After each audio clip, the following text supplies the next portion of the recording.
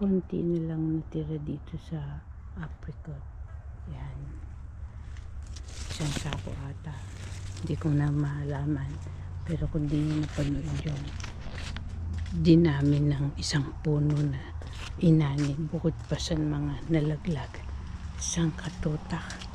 Kaya kung hindi pa kayo nakasubscribe sa video channel ko, BC58, ay naka, mag-subscribe na kayo at marami kayong matututuhan tungkol sa bakit dumami ang mga naani kong prutas. Kaya iniikutan ko to, naanihin ko na to kasi sasayang, lalaglag na naman. Saka gustong gusto to ng mga ibon. Ayan, ito naman plums, siksik liglig din. Ayan, ang ano nito, pagka hindi tama ang pagkakaani, yung ano pa, hilaw, maasim syempre, parang lansones. Kailangan intayin nyo na mag-ano siya, mahinog. Kasi pag hinog sa puno, matamis talaga, siksik talaga siya, bukod pa sa dami na rin nahulog na hilapon nagbibindi. Yan. Yan, pagka sobra sikat ng araw, nasusunog din sila ng balat. Yan. Yan kung lanson. Yan ko. Joseph. Napakababa ng puno. Kaya pagka nag-uulan at meron kayong lansones, ibabaw nyo kagad sa lupa, yung kahit sa paso, kahit sa plastic na may butas-butas, bibili kayo ng garden soil. Natin ko lansones, mangustin, rambutan. Iba rin kasi yung may naaani kayo sa inyong bakuran. Hindi tataas ang cholesterol niyo pagkakain kayo. May mga pagkain kasi nakakaumay pagkatapos ng pagkain. Kailangan yung kumain ng prutas. Ito naman, ubas. Yan, yung mga last video ko, ipakikita ko doon ang abay kong pulyo na kailangan na ano eh. Kasi masasayang pag hindi inani. Kailangan pala ng ladder kasi ang taas. Ito naman kapag hindi ito naani, mahirap lang pagka head strap. Yung tinim kong aloe vera nag-iba ang kulay. Kailangan ate takpan ng kahit man lang. Wala kasi kami dahon ng saging or dahon ng corn, kasi dati nagtatanim ko ng corn, konti lang. Yung dahon nun, yun ang pantakip ko sa aloe vera pag sobrang init. Ito na, anihan ko na ng isa. Ba, maliliit lang kasi pagka lumaki, naninigas siya. Pag matigas pag masikat ang araw dito, naninigas. Pwede na tong anihin. Kaya lang nakabili ko ng malaki sa Island Pacific. Meron din sa Seafood, saka sa mga palengke. Seafood City. Ayan, mga Seafood City, may mga gulay dyan. Saka sa mga store din dito, may mga gulay. Ngayon, ang pag-ani nito, kung makukuha nyo sa tangkay, mas mainam. Kasi tumatagal siya sa rep. Yan. Medyo tanghali na ako kasi linis, all around work. Ayan, pwede na to. Kagandahan. Kasi yung iba hindi pa masyadong hinog. Ayan. Kagandahan yan. Kasi hindi na maganda pag nahulog siya. Lalagyan na rin natin yung mga dahon.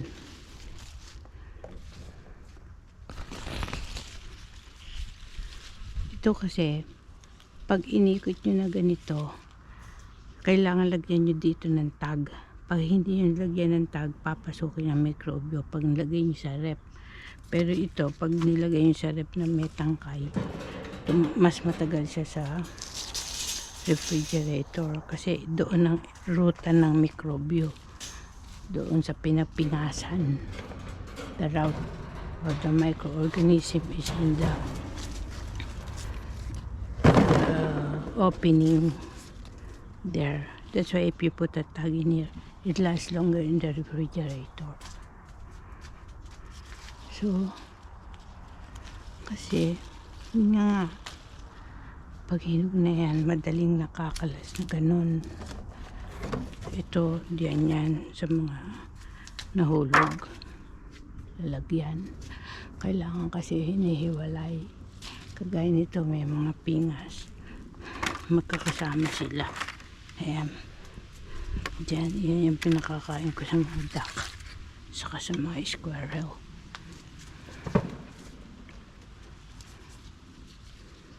Yan. Masarap tong smoothie. Lalagyan nyo lang, lalo na yung isa, iba lasa. Mas masarap yun. Ito medyo matabang ng bahagya. Ang smoothie kasi, lalagyan ng yellow, beblend nyo, yellow, ice, milk. Yan. Kung madadagdagan nyo pang milk, pagka nananakit ang mga katawan nyo, nakakatulong yun sa bones nyo. Para maging strong ang bones. Ang milk kasi rich in calcium.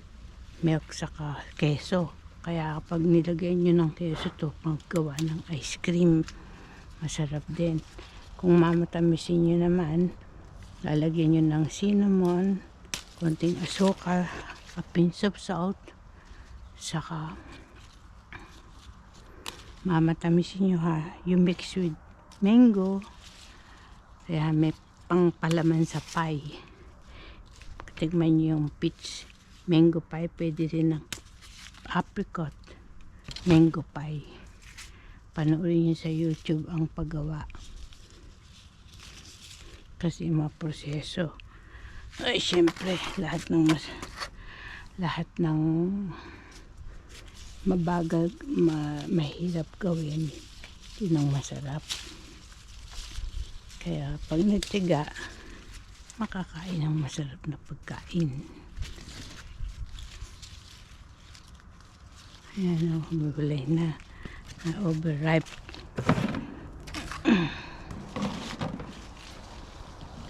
Kaya malangaw. Kaya lang kailangan meron kayong mga pandikit sa langaw, lason sa langaw. Kung wala kayo lason sa langaw, yung bote na bottle na ganyan, bottle na ganito, lalagyan nyo ng katas ng basura. Ng katas ng yung mga sa kusina na kitchen waste. Kasi kung may pet kayo, tapos nilagyan nyo yan ng katas ng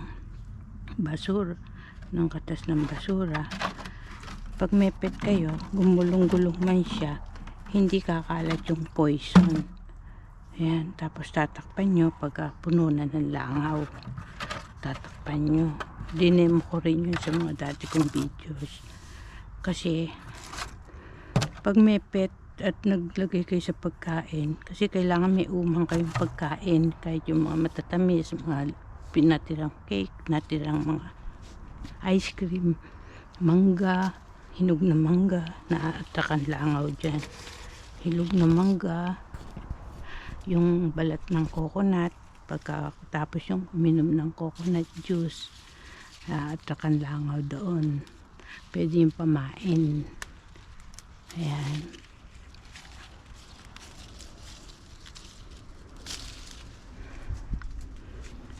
Ayan, ganon. Pamain. Kailangan may pang ano kayo, pang invite dun sa mga flies.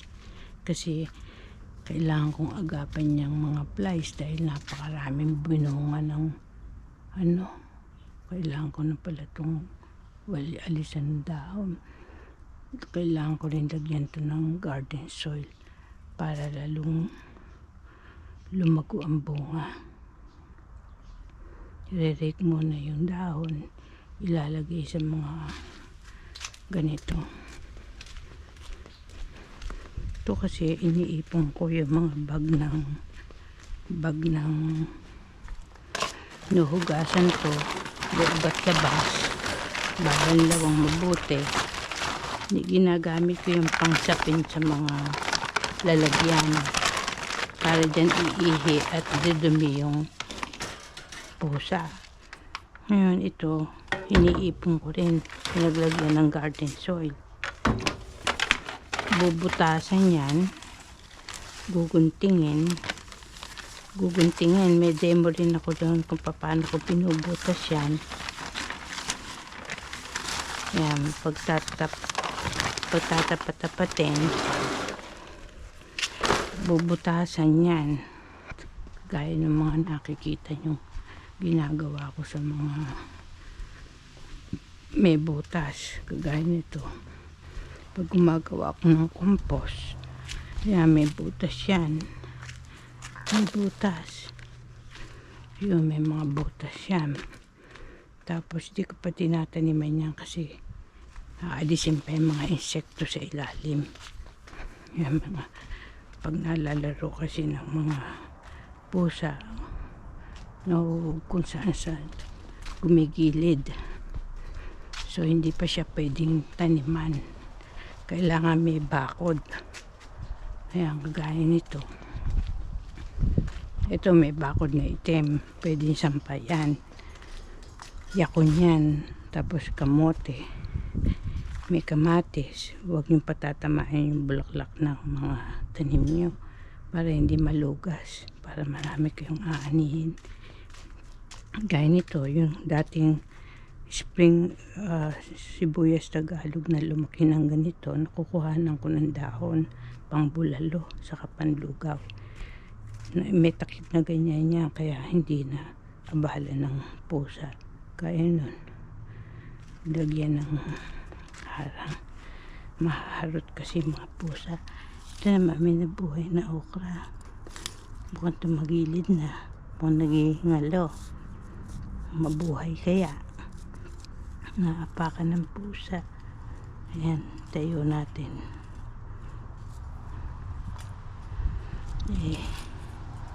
Hindi pa nakabili ng buto yung mangga naman na ito lang ang nabuhay. Ay, nako. Hindi kagaya nito, hilaw to. Kung sisimutin ng ani yan, hindi kayo kakain ng masarap. Kailangan talagang sisiya sa ating mabuti. Ano ba yung talagang dapat na anihin. Pag nagmamadali kasi kayo, siyempre pag dadating ng araw na naumay kayo, wala na kayong aanihin. Kailangan sa pag-aani, mahinahon din para hindi nananakit ang katawan nyo. Iikot-ikot nyo yung ikutin nyo. Gaya nito, hinog na to, malaki. Siyempre yung mga parang may dilaw. Yan, kagaya nito. Ikutin pa yan. May bandang berde pa doon. So, hindi magiging masarap yan. Pagka pangkain nyo lang gano'n gagawin nyo. Pangbenta kasi. Siyempre halo. Kaya, kain to.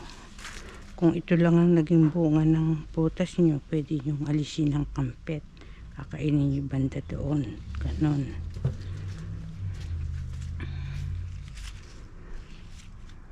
So, meron kasi banda rin yung naakyat na naakyat na ng ubas. Ay, kabayo.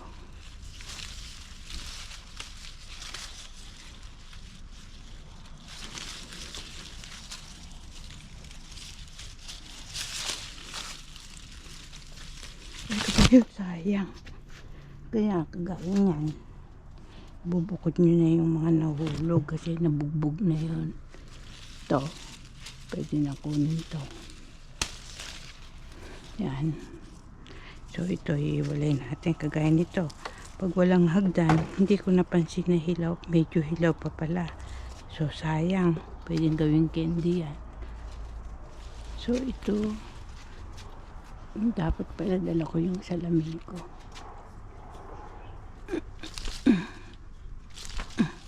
Hindi ko nakakuha ng ano eh. Dapat may dala na pala akong hagdan. Ayan. Ayan yung iba.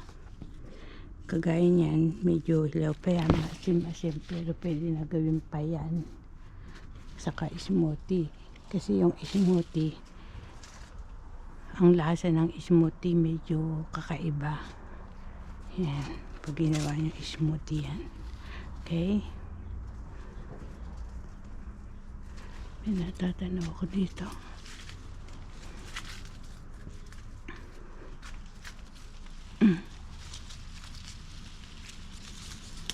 Ay, ako. Nahulog.